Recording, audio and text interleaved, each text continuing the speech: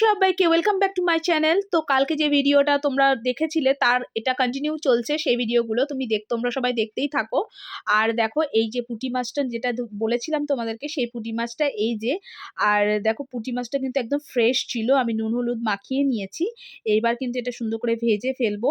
আর পুঁটি মাছগুলো কিন্তু বেশ বড় বড় সাইজের ছিল, আর যখন কাটছিলাম একদম ফ্রেশ ছিল, খুব ভালো লাগছিল পুঁটি মাছগুলো। মানে কেটে ভীষণ আরাম ছিল, যে কাটতেও কোনো সমস্যা হচ্ছিল না, এত সুন্দর ছিল। আর এটা রান্না হবে আমাদের এই পাঁচমিশালি সবজি দিয়ে। তো চলো তাড়াতাড়ি করে পুঁটি মাছটা ভেজে ফেলি। আর সুন্দর করে মাছটা ভালো করে ভেজে নেব, তারপরে আমি এই সবজি দিয়ে মাছটা রান্না করব। এই দেখো আমার মাছটা কিন্তু হয়ে গিয়েছে।